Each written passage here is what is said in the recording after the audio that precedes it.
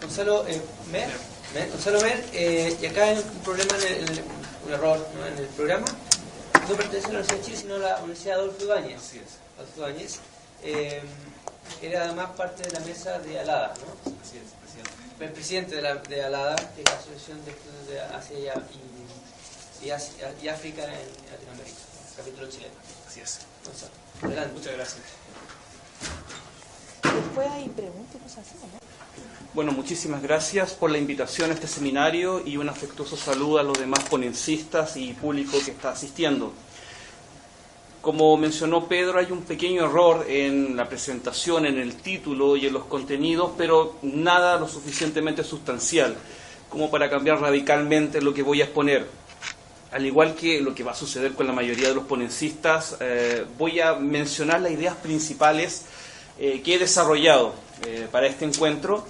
Y como versa el título, voy a trabajar fundamentalmente lo que fue la obra Dolls de Takeshi Kitano del año 2012, desde el problema del sentido o el sinsentido que se expone en el film. Cuando me hicieron la invitación, la afectuosa invitación a este seminario, el tema era el cine de posguerra en Japón. Y para mí eso ya significaba un gran problema. Definir qué es cine de posguerra como concepto, como nación, como extensión e intención. Uno podría preguntarse, literalmente, ¿qué encierra para sí? ¿Qué contiene el concepto de cine de posguerra? ¿Qué aúna para sí una suerte de constelación problemática de producción, de estética histórica de obras? ¿Y cuál es el sentido o la direccionalidad que tiene ese concepto? La respuesta, en una investigación, te va a arrojar que no hay un sentido unívoco del concepto de cine de posguerra. Uno podría decir, a primeras aguas, cine de posguerra japonés son aquellas obras, a la suerte de un mosaico, que se producen entre 1946 y 1950. Todas situadas más o menos en un contexto de ocupación estadounidense, una suerte de censura ingénita en estas obras, político-militar, y al mismo tiempo cuyo rasgo más característico sería el auge del cine sonoro japonés y una suerte, lo voy a denominar así, una suerte de voluntad de rasgar lo cotidiano, que viene desde las reacciones italianas del cine de posguerra. Eso es el neorrealismo italiano. Ahora, eso por una parte, pero por otra, uno también puede pensar que la extensión de posguerra puede ser mucho más amplia si se considera que en el contexto de 1945-1952, estatalmente se inseminaron ciertos programas reguladores de la producción fílmica japonesa, desde la censura hasta una misma regulación de la producción de obras. Por lo tanto, podría haber una continuidad de estrategias de censura o estrategias de regulación de la experimentación estética hasta el día de hoy. O si tú quieres suavizar la situación, los autores o cineastas japoneses actuales tienen por herencia ese tipo de estrategias inoculadas en sus propios trabajos.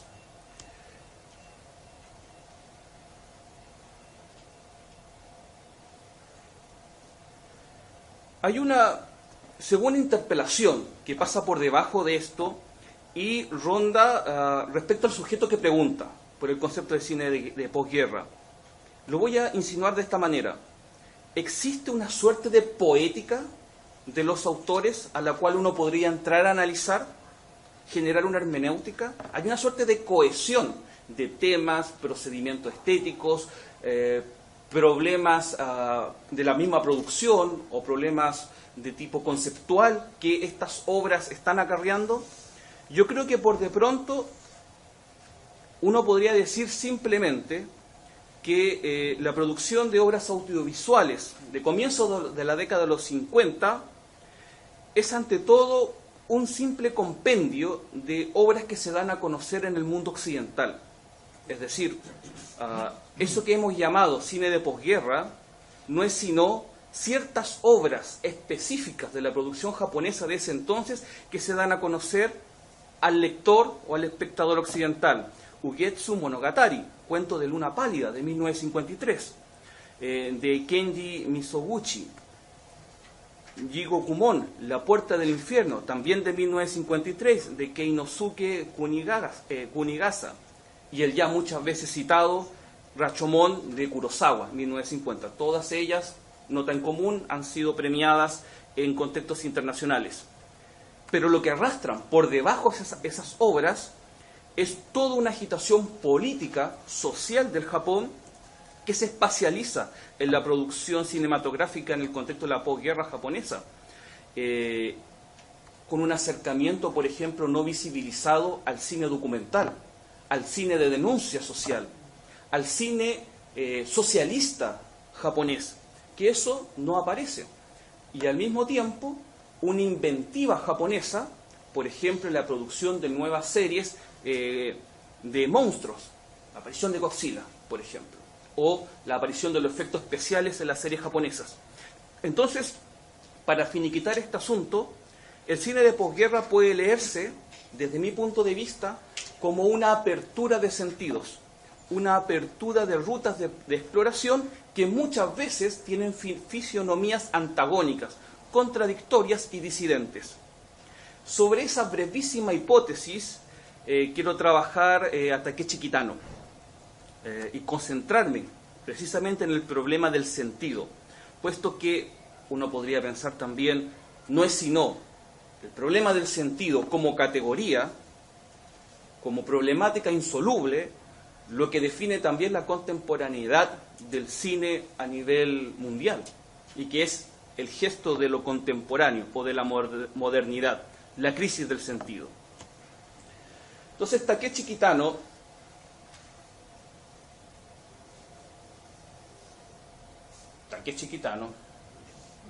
no aparece en la animación. Bueno, Takeshi Kitano entonces es un cineasta japonés nacido en 1947, cuyo gran calibre de producciones se centra en el género policial y las obras tocantes al imaginario de los yakuza, la mafia japonesa. Sin embargo, desde su primera película, Violent Cop, de 1989, Sono Toko Kyogo no Tsuki, hasta el año 2000, tiene un temario, un repositorio de temas tremendamente cohesionado. En el año 2002 produce Dolls, y era rupturista la película respecto a su propia obra y tenía un ademán originario. Era un drama del siglo XVII, siglo XVI japonés, del género bunraku, referencia general que se le confiere al teatro de las marionetas japonesas, cuya obra Meido no Hikiaku, de 1711, se reactualiza al contexto contemporáneo japonés. El drama inicial de esta película, insisto que no aparece la animación, entonces voy a ponerla así.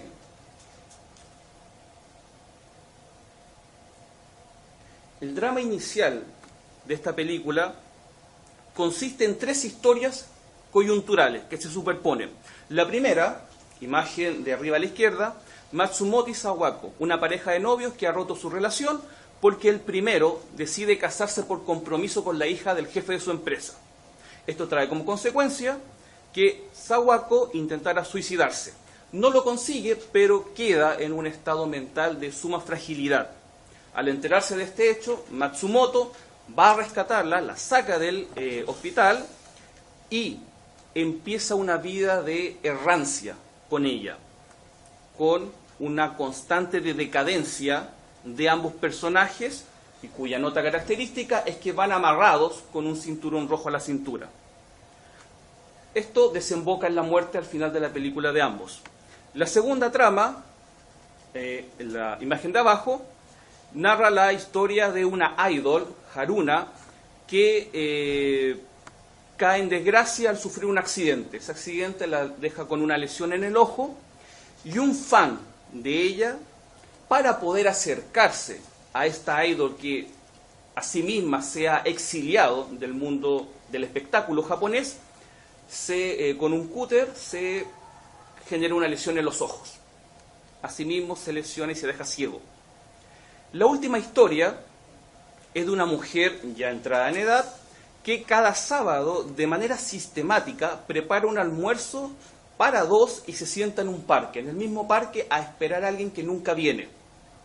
A través del recurso del flashback se da a entender que espera a su novio de adolescente, que le había prometido irse a la ciudad, convertirse o realizarse en una persona exitosa, próspera, y se iban a juntar en un momento dado como un reencuentro.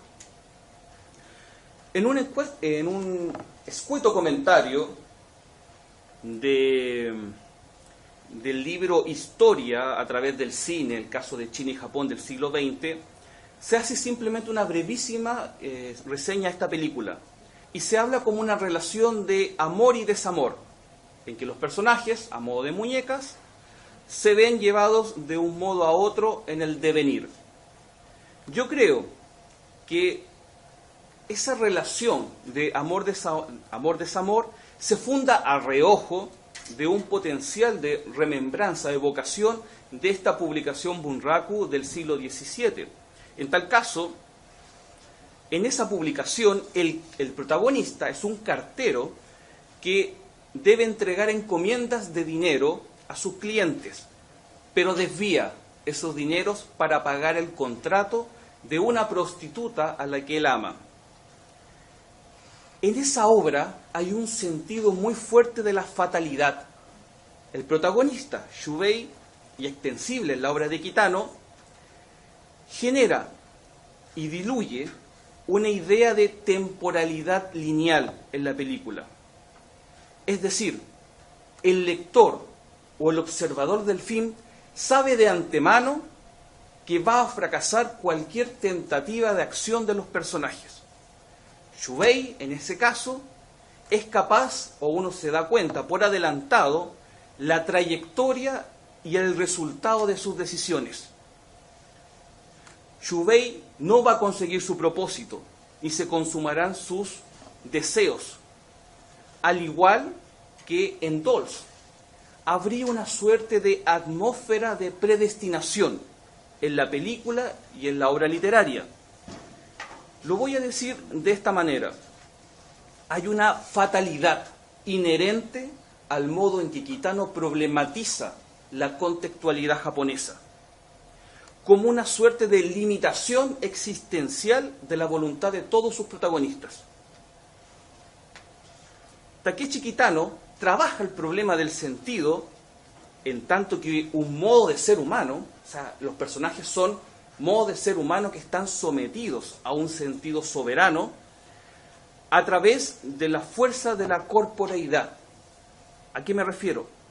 Los personajes de Dolls están en constante tensión con una apertura de mundo que tiene un efecto directo en sus cuerpos. Sawako, la novia de Matsumoto, está rota, mentalmente está rota. Haruna se ha anulado a sí misma. Hiro se ha abandonado a su propio propósito. Cada uno guarda un nexo singular con el sentido desde esta limitación tan específica como abismal. Aquí yo estoy pensando, y me parece también leer en Kitano esta cuestión, que el sentido se presenta no solo como fatalidad, sino también como condena. Condena en el sentido de atadura. La figura de la cuerda y en la figura de la marioneta. Es evidente, sobre todo al comienzo y al final de la película, que son marionetas quienes abren de manera de obertura y en forma de epílogo una lectura de su propio trabajo y experimento estético. Kitano te muestra seres que no tienen ningún tipo de proyección. Por ejemplo, Francisco López dirá: se da por tanto una inversión y las marionetas asisten como espectadores a las tragedias de unos humanos despojados de toda humanidad, unos humanos marionetizados, cuyos hilos son movidos por un titiritero invisible. La instalación de la cuerda roja, por ejemplo, el cúter rebanando los ojos del fan o la bala disparada por venganza son sintomatologías del sentido de la susodicha condena. Desde el punto de vista de la fatalidad y la condena, refuerzan el sentido fundamental que se despliega en la película.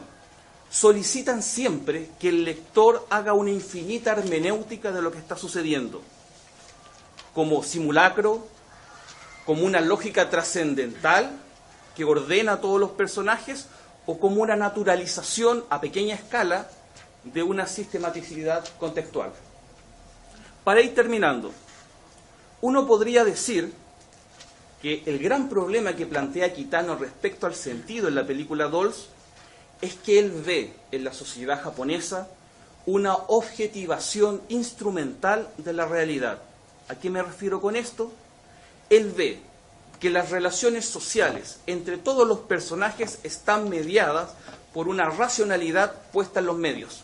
Matsumoto casándose para conseguir un trabajo, Haruna despojada de su condición o arquetipo de idol porque su cuerpo ha sido dañado. Es decir, siempre la cuestión puesta en los medios. Lo único que escapa a esa relación es lo que sucede con la mujer que espera a su examante en el parque, porque es a través de esa relación con los medios, con el instrumento preparar el almuerzo, que posibilita afirmativamente su existencia como personaje. O sea, solamente existe como personaje porque necesita imperiosamente un ritual, un sentido diario de poder subsistir como existencia. Para finalizar entonces, quizás la herencia de Takeshi Kitano expuesta en Dolls respecto al concepto de cine de posguerra sea esa infinita autocensura y limitación de significación de lo real, en este caso lo real social, que acontece como una previsión anticipada del desenlace de los personajes, una instrumentalización de las relaciones, lo que es finalmente el puro sinsentido de ser de las historias que se narran. Muchísimas gracias. Al igual que en Claudia, en el texto final va a estar presentado el artículo completo. Lo leeremos con atención. Muchas gracias, Gonzalo. Además, agradezco a Gonzalo y a Claudia por haber estado muy gustados por los tiempos. Bernardita Cubillos es una estudiante de magíster del Instituto de Estética de la Católica, que está desarrollando su tesis magíster sobre el trabajo de Osu. Algo de eso nos va a presentar hoy. Adelante. Muchas gracias. También voy a tratar de ser lo más sintética posible.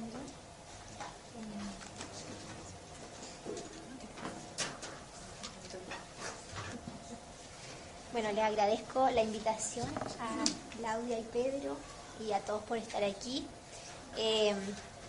Mi trabajo sobre el cine de Osu está enfocado principalmente en la espacialidad.